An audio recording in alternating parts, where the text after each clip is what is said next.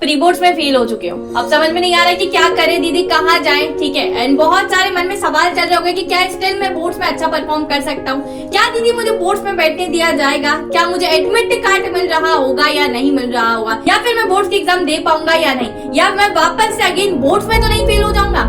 तो यार इन सभी चीजों का आज मैं तुम लोग के लिए जवाब लेकर आई हूँ एंड साथ ही साथ बताने वाली हूँ कि अगर तुम लोग के प्री बोर्ड्स में नंबर कम आए हैं या फिर तुम लोग प्री बोर्ड्स में टोटली फेल हो चुके हो किसी भी सब्जेक्ट में, एक सब्जेक्ट में, दो सब्जेक्ट में, तो अब तुम लोग को क्या करना है। सबसे पहले बच्चा पार्टी यार फेल हो गए हो प्री बोर्ड पे, अब जो हो चुका है वो हो चुका है। अब हम लोग को यही सोचते बैठना है कि हम फेल हो चुके हैं, मेरे नंबर कम आए हैं, किसी ने क्या बोला है मुझे, अब यही सोचने का टाइम हमारे पास नहीं है। अब तुम्हारे पास जो टाइम है कि दूसरों ने जो तुम्हें बोला है उनका जवाब देना का तुम्हारे पास टाइम, अब तुम्हें एक्शन लेना है, ना कि उन सभी चीजों के बारे में रिपीटेडली सोचते जाना। तो सबसे पहली चीज मैं अगर तुम लोग को बताऊं ना, तो तुम सभी लोग बहुत ज्यादा टेंशन में हो क्योंकि तुम लोग के प्री बोर्ड्स पे आखिरकार नंबर आ चुके हैं बहुत कम, या फिर तुम हो चुके हो बहुत फेल। तो तुम मुझे एक सीधी सी एक लॉजिक ये बताओ कि अगर तुम स्ट्रेस लोगे या फिर तुम टेंशन लोगे तो तुम्हारी चीजें क्या सुधर जाएगी, मतलब तुम्हारे नंबर क्या अच्छे आने लग जाएंगे। सभी चीजें जो तुमने खराब करी, अब देखो साल भर नहीं पढ़ा है, प्री बोर्ड्स में फेल हुए हो, नंबर कम आए, इसके कहीं ना कहीं जिम्मेदार बच्चा पार्टी तुम खुद ही हो।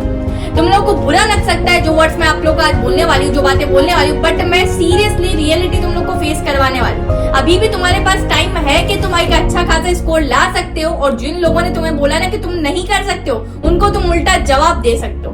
बट अब हमारे पास एक्शन का टाइम है, स्ट्रेस का टाइम नहीं। तो लोग कहेंगे, लोगों का काम है कहना, ठीक है, तो लोग तो कहेंगे ही सही। अब हम लोग को क्या खुद की क्या जिंदगी संवारनी है, हमें वो देखना है। एक्शन का टाइम है। और एक चीज ये समझो कि प्री बोर्ड्स के जितने भी पेपर्स आते हैं वो सभी टफ आते हैं। हर स्कूल प्री बोर्ड का ही पेपर टफ सेट इसलिए करता है क्योंकि उनको ऐसा है कि बच्चों को हम लोग ज्यादा गलती निकाले, जिससे कि बच्चा जो गलती हम लोग प्री बोर्ड्स में उसकी निकाल रहे हैं वो गलती वो बोर्ड्स में ना कर सके। तो प्री बोर्ड के पेपर जनरली टफ आते हैं, तो उतना टेंशन लेने की आप लोग को जरूरत नहीं। अब ऐसा नहीं है कि प्री बोर्ड के पेपर टफ आए थे दीदी इसलिए हम फेल हुए, गलती कहीं ना कहीं तुम्हारी भी है। तो एक्सेप्ट योरसेल्फ कि तुम लोगों ने गलत किया है, ठीक है। अब यार तुम लोग टेंशन लेने से कुछ नहीं होगा, सिर्फ और सिर्फ हेल्थ इशू होंगे। अब तुम लोग बहुत ज्यादा अगर अपने करियर को लेकर फोकस हो ना और सारी चीजें ठीक करना चाहते हो तो तुम्हारे पास एक लास्ट चांस है। एंड साथ ही साथ बचा बटी अगर तुम लोग अपने लिए बहुत ज्यादा फोकस हो और एक बहुत गुड करियर ऑप्शन चाहते हो कि इन फ्यूचर तुम्हारी सैलरी बहुत ज्यादा हाईएस्ट पैकेज पर लगे, तो तुम लोग बिल्कुल सीए को इग्नोर मत करना। जो बच्चे ऑलरेडी सीए में अलाइंड है तो बहुत अच्छी बात है, जो ऑलरेडी सीए देना चाहते हैं या फिर ऑलरेडी सोच कर बैठे कि दीदी हम लोग नेक्स्ट ईयर सीए का एग्जाम देंगे, तो बहुत अच्छी बात है। पर मैं आप लोग को बता दूं CA is very good career option in 2023, साथ ही साथ हाईएस्ट सैलरी पैकेज आप लोग का लग रहा होता है। तो बच्चा बेटी कल हमारा एक एग्जाम होने वाला है, इस एग्जाम में तुम लोग जाके बिल्कुल इनरोल कर सकते हो, ये टोटली फ्री रहने वाला है। सो ये आप लोग का एक बैटल ग्राउंड होने वाला है, जो कि एक आप लोग के लिए मेगा स्कॉलरशिप टेस्ट यहाँ रहने वाला है। इस टेस्ट को आप लोग कल 22 जनवरी को दे रहे होंगे और कल 2 बजे ये टेस्ट आप लोग का कंडक्ट हो रहा होगा। तो किस तरीके से इनरोल करना है तो मैंने आप लोग को डिस्क्रिप्शन में लिंक दिए, बस जाके आप लोग इनरोल कर सकते हो। साथ ही साथ आप लोग को यहाँ वर्थ ₹70 लाख तक के स्कॉलरशिप जीतने का मौका मिल जाएगा। जो बच्चा हमारा रैंक 1 से रैंक 3 तक आता है उसको पूरी टोटल 100% स्कॉलरशिप मिल रही होगी। तो तुम लोग सोच सकते हो बहुत बड़ी चीज है। 4th से 10th रैंक तक के बच्चों को 75% स्कॉलरशिप मिल रही होगी। 11 से 50 रैंक तक के बच्चों को 60% की स्कॉलरशिप मिल रही होगी।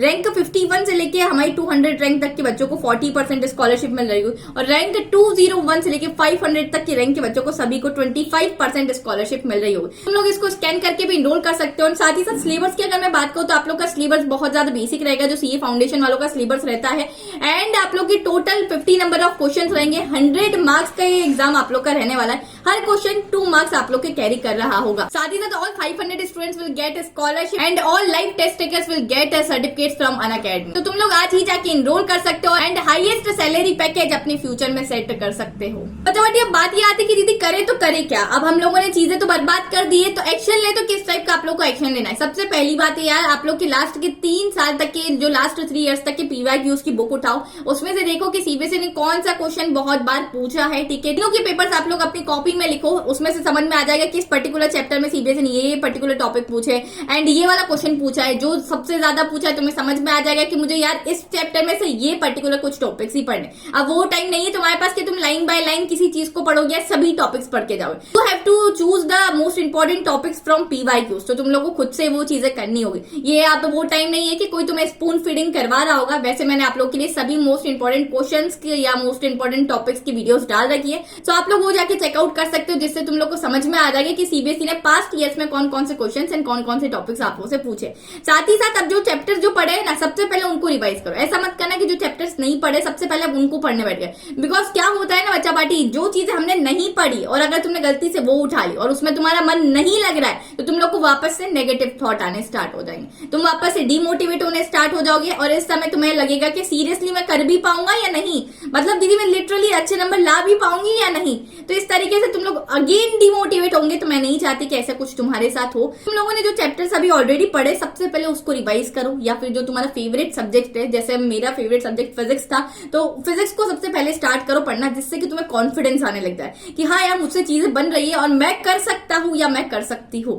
अब यार जो नए टॉपिक्स है ना, वो तुम लोग सिर्फ और सिर्फ पीवाईक्यूज के अकॉर्डिंग ही पढ़ना। जो भी चैप्टर्स तुम्हारे अब रिमेनिंग है, पीवाईक्यूज में जो आप लोग के टॉपिक्स पूछे गए सीबीएसई ने, उसके अकॉर्डिंग आप लोग को नए टॉपिक्स पढ़ना। अब जब तुम लोग ने नए टॉपिक्स पढ़ लिए, उसको रिवाइज कर लिया, पहले वीडियो देखो किसी की भी, ठीक है, पर्टिकुलर वन शॉट देख सकते हो, यूट्यूब पर बहुत सारी वीडियोस अवेलेबल है, देन उसको रिवाइज करो खुद से, वो टॉपिक तुमने पर्टिकुलर पढ़ लिया। एंड अब वापस से प्रीवियस ईयर का क्वेश्चन पेपर उठाओ और अब खुद से क्वेश्चन पेपर पूरा सॉल्व करने की कोशिश करो। यू हैव टू रियलाइज कि जितनी चीजें तुमने पढ़ी है वो चीजें लिटरली तुमसे बन पा रही है या नहीं। जितने अभी नए तुमने टॉपिक्स पढ़े उसमें से ऐसा तो नहीं कि तुम चीजों को भूल रहे हो, या फिर तुमने ऑलरेडी जो टॉपिक्स पढ़े हुए थे उसमें से ऐसा तो नहीं कि कोई क्वेश्चन या कोई टॉपिक ऐसा है जो तुमसे नहीं बन पा रहा है। जो टॉपिक ऐसा लगे कि नहीं बन पा रहा है उसको अगेन रिवाइज करो और उसको हमारी लॉन्ग टर्म मेमोरी में फिक्स आउट करने की कोशिश करो। बच्चा बेटी अब हमारे पास ये टाइम आ चुका है कि तुम लोग को पढ़ना ही पड़ेगा।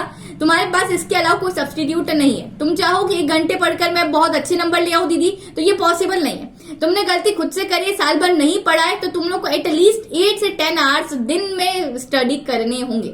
मरते पढ़ते करो, रोते गाते करो, पर हम लोग को करने ही पड़ेंगे। तो इससे अच्छी बात ये है कि एक्सेप्ट योरसेल्फ, जो हो चुका है कोई बात नहीं बच्चा पार्टी, कोई बड़ी बात नहीं है प्री बोर्ड में फेल होना, है ना। बहुत सारे बच्चे होते हैं, तुम हो गए तो कोई बात नहीं। तब से हम लोग को क्या करना है, ये चीजें हम लोग को पता होनी चाहिए। और जो तुम लोग का डाउट होता है कि दीदी हम एलिजिबल है क्या बोर्ड्स के लिए, तो यार तुम लोग को कोई नहीं रोक सकता बोर्ड्स में बैठने से। तुम सिर्फ प्री बोर्ड्स में फेल हुए, ठीक है, तो तुम लोग के पास जो हमारे रजिस्ट्रेशन होते हैं वो बोर्ड्स के रजिस्ट्रेशन आप लोग के होते हैं, तो बोर्ड्स में ऑलरेडी तुम लोग को बैठने दिया जाएगा। जिसके स्कूल्स में ऐसा बोला जाता है ना कि तुम प्री बोर्ड में फेल हो गए हो and you are not eligible for your board examination, तो वो सिर्फ तुम्हें डराने के लिए है। तो क्लियर कर देती हूँ कि उस मिथ में मत जियो। साथ will I get admit card, तो करेक्ट बच्चा पार्टी, तुम लोग को एडमिट कार्ड भी मिलेगा। अब तो जब तुम बोर्ड की एग्जामिनेशन में अपेयर हो ही रहे हो, तो एडमिट कार्ड तुम्हें कोई भी माइका लाल देने से नहीं रोक सकता है। सिर्फ और सिर्फ तुम्हें डराने के लिए बोला गया है कि तुम्हें एडमिट कार्ड नहीं मिलेगा। बोर्ड से रजिस्टर हो तो तुम लोग किसी भी हालत में अपने पेपर्स तो दे रहे होंगे। Will I fail in boards दीदी, अगर मैं प्री बोर्ड में फेल हुआ हो तो बोर्ड्स में भी फेल हो सकता हूँ क्या?